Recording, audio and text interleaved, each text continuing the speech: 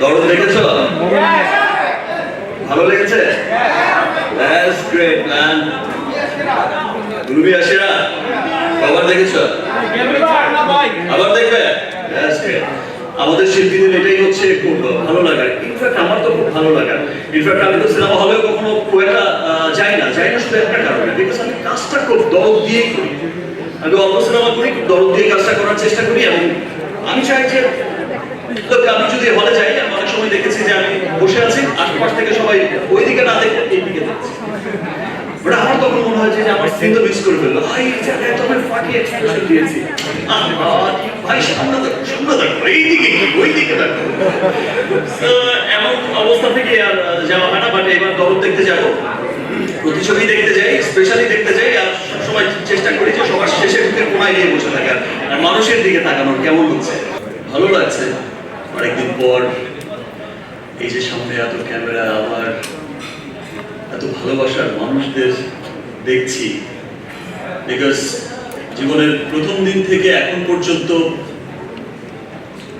আপনাদের সাথেই আছি, আপনাদের ক্যামেরার সামনেই আছি, আপনাদের ভালোবাসাই বেঁচে আছে। একটু আগে সবাই বললো, এই যে কোনা বললো যে 2000 শিশু প্রতি বছর এই অস্বাস্থ্যকর টয়লেট ব্যবহার থেকে কিন্তু মারা যাচ্ছে। এটা একটা সংখ্যা এসেছে, আর এটা গোনার মধ্যে এসেছে, আর এই সংখ্যাটা হচ্ছে অগণিত। সবকিছু তো আর হিসাবের মধ্যে আসে না, এবং শুধু শিশুরা না, আমরা বড়রাও এফেক্টেড হচ্ছি। সেই বিষয়ে বিভিন্ন রোগ সঙ্গে আমার পাশে বসে বিনি বলছিল তার একটা সমস্যা হয়েছে, অপি বলছিল তার একটা সমস্যা হয়েছে, এই বলছিল, তো সবার কিন্তু একটা ব্যাপার, সবাই কিন্তু বলছে। সেই সমস্ত বিষয়কে মাথায় রেখে কিন্তু টাইলক্সের আজকের এই চমৎকার ক্যাম্পেইন স্টার্ট করেছে। দেখেন, একটা রেগুলেশন, আমরা আজকের অনুষ্ঠানে এসে অনেক তারকা শিল্পী কিন্তু আমি 1 মিনিট কথা বলে চলে যাব, খুব শাই ফিল করছে যে টয়লেট নিয়ে কথা বলবো, এটা একটা আমার স্টার, আমি টয়লেট নিয়ে কথা বলবো, শাই ফিল করছে। বিকজ শাই ফিল করছে এই জন্য কিছু নেগেটিভ মানুষ আছে, তিনি ভাবছেন, সে স্টারটা ভাবছেন সেই নেগেটিভ মানুষটা একটু পরেই তাকে একটা ব্যাড কমেন্টস করে বসবে, 10টা ব্যাড কমেন্টস আসবে যে টয়লেট স্টার কি কথা বলছে, টয়লেটের প্রোগ্রামেও যেতে হবে। আসলে বিষয়টা তেমন না।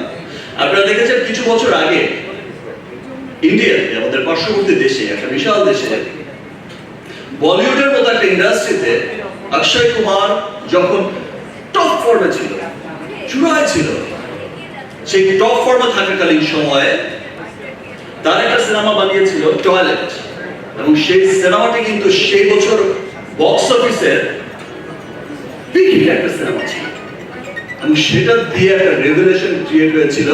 সেটা দিয়ে কিন্তু তাদের সরকারিভাবে একটা রেগুলেশন, তারা কিন্তু সরকারিভাবে বিরাট উদ্যোগ নেওয়া শুরু করেছিল, এবং যেই রেগুলেশনটা ঘটেছে যে ভারতের মতো একটা দেশে, সেখানে দেখিয়েছে যে বহু সংখ্যক মানুষ হাইজেনিক টয়লেট এই সম্পর্কে তো অজ্ঞতা আছেই, টয়লেটই ইউজ করে না। এবং সেই সিনেমার পর থেকে একটা খুব চমৎকার রেগুলেশন হয়েছে। এখন কিন্তু সেই সংখ্যাটা ভারতে অনেক উন্নত হয়েছে, মানুষ হাইজিন সম্পর্কে জেনেছে, মানুষ কিন্তু অনেক সচেতন হয়েছে।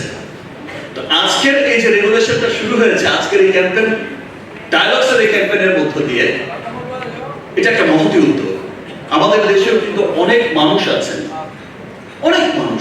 যে দরিদ্র মানুষ আছেন, যারা সুবিধা বঞ্চিত মানুষ আছেন, যারা তারা হাইজেনিক টয়লেট ব্যবহার, আসলে বিষয়টা তাদের কাছে খুব দুষ্প্রাপ্যের একটা ব্যাপার হয়ে যায়। আবার অনেকেই আছেন যারা আমরা সলভেন্ট, তারা হচ্ছে যে হাইজেনিক একটা টয়লেট ইউজ করতে হবে, সেই বিষয়ে কিন্তু অনেক অজ্ঞতা আছে। টয়লেট ক্লিনার, টয়লেট একটা তো হলেই হলো। বাট দেখেন, মানুষের রোগ কিন্তু এই টয়লেট থেকেই কিন্তু, একটু আগে অপি করে বলে গেল আপনাদের প্রিয়, এই যে সবাই বললেন স্বপ্ন এখনো দেখে অপিকে দিয়ে, যে টয়লেট থেকে কিন্তু রোগের উৎপত্তি হয়, মরণঘাতী সমস্ত বিভিন্ন রকম রোগের উৎপত্তি কিন্তু টয়লেট থেকে হয়। এবং অফিস যেটা বলে গেল যে বাসাটা আপনি যেমনই করেন কিন্তু প্রথম। সো যাদের এই হাইজিন সম্পর্কে অজ্ঞতা আছে তাদেরও সচেতন হতে হবে।